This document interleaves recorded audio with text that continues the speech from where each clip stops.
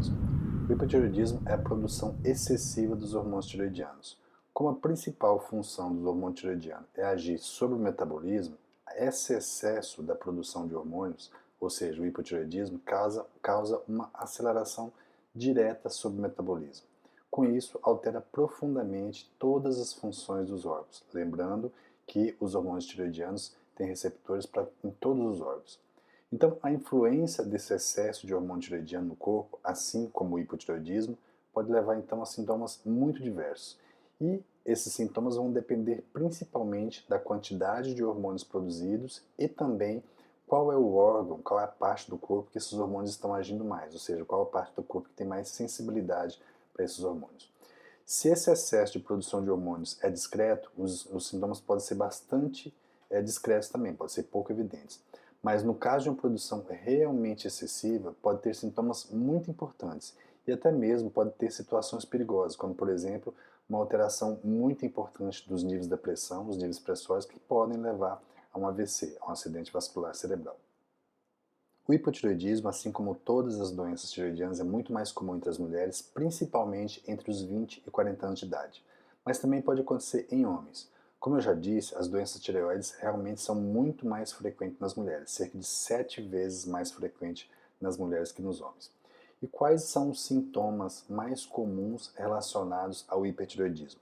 Principalmente a sensação de calor, o aumento da transpiração, fraqueza muscular, a pessoa pode ter mãos trêmulas, pode ter batimento cardíaco muito acelerado, um cansaço e uma fadiga excessivas, isso também pode acontecer no hipotireoidismo, assim como pode acontecer a perda de peso.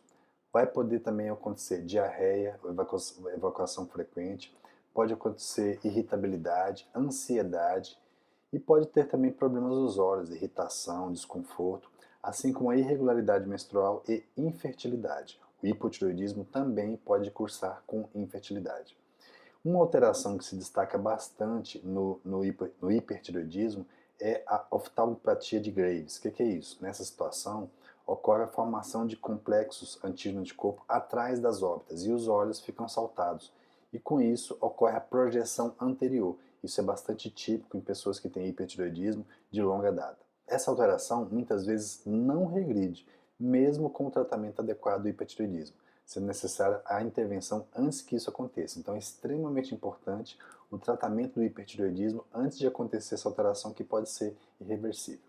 Eu tenho aqui duas observações para fazer. A primeira é que alguns sintomas são muito parecidos com o hipotireoidismo. Por exemplo, a queda de cabelo pode acontecer nas duas situações, o cansaço excessivo, a irregularidade menstrual, a infertilidade. Essas alterações podem acontecer tanto no hipotireoidismo quanto no hipertireoidismo. Então, isso deve ser avaliado com determinado cuidado. A dosagem dos hormônios tireoidianos esclarece facilmente essa diferença. Já outros sintomas ocorrem ocorrem diferenças bem significativas. Depois que já entendemos quais são os sintomas do hipertireoidismo, a pergunta é: o que causa o hipertireoidismo? A doença de Graves é a causa mais comum. E o que acontece nessa doença, na doença de Graves? É uma doença semelhante à tireoidite de Hashimoto. Ocorre uma alteração, uma doença autoimune na doença de Graves e pode ocorrer também a interferência a nível do sistema imunológico.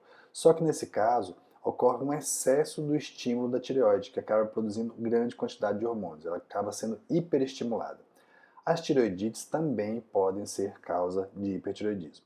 E como fazemos o diagnóstico laboratorial de hipertireoidismo? Níveis elevados de T3 e T4, já que esses são os hormônios tireoidianos produzidos pela hiperestimulação.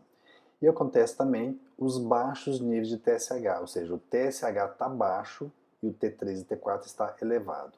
Alguma coisa estimula a tireoide, aumenta a produção de T3 e T4, esse aumento de produção inibe a produção do TSH. Então ocorre baixos níveis de TSH, T3 e T4 estão elevados. Depois de feito o diagnóstico, através da suspeita clínica e da confirmação por esses exames laboratoriais principalmente, que é basicamente a dosagem de hormônios, a gente deve fazer o tratamento.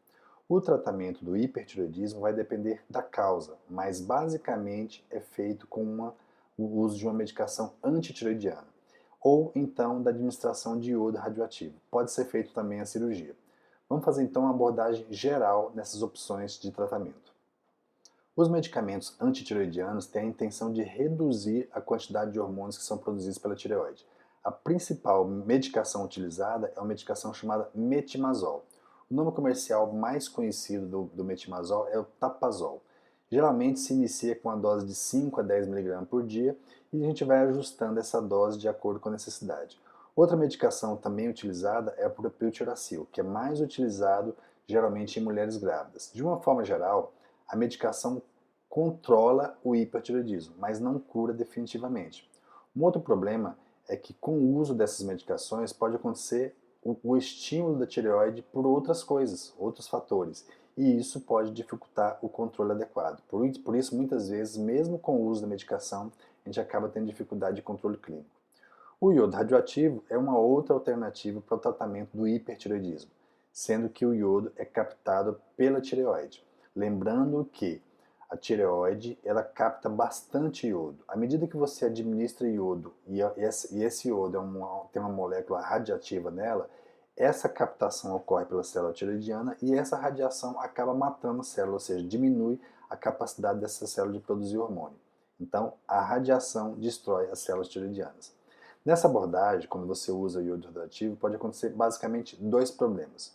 O primeiro é você usar uma dose insuficiente e o hipertireoidismo, mesmo depois da dose de iodo, ainda persistir.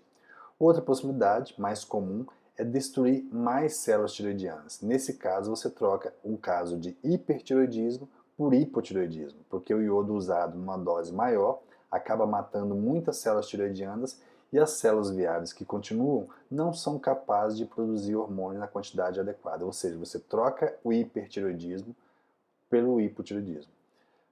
Nessa situação, você pode até ser melhor porque você facilita o controle do caso. Ou seja, se você não tinha um controle da produção, nesse caso você tem controle especificamente, que produz pouco e o que falta você complementa com a medicação. Quando a tireoide é volumosa, bastante volumosa, pode ser necessária uma dose muito elevada de iodo radioativo. E nesse caso, você pode ter maiores efeitos colaterais, como por exemplo, alterações das glândulas salivares, que é muito frequente acontecer processo inflamatório das parótidas submandibulares e sublinguais com dose muito elevada de iodo. Nesse caso, você acaba indicando a cirurgia. A cirurgia resolve definitivamente o hipertireoidismo, mas obviamente tira toda a tireoide e provoca o hipotireoidismo, que a gente já disse, o hipotireoidismo acaba sendo mais fácil de controlar. Quando as outras abordagens não resolvem, a cirurgia acaba sendo indicada e resolve definitivamente o caso. Você pode também usar beta-bloqueadores, que é uma classe de medicamentos que não trata o hipertireoidismo, mas trata os efeitos, como por exemplo a pressão elevada, a taquicardia, a frequência muito elevada do coração provocada por excesso de hormônio tireoidiano.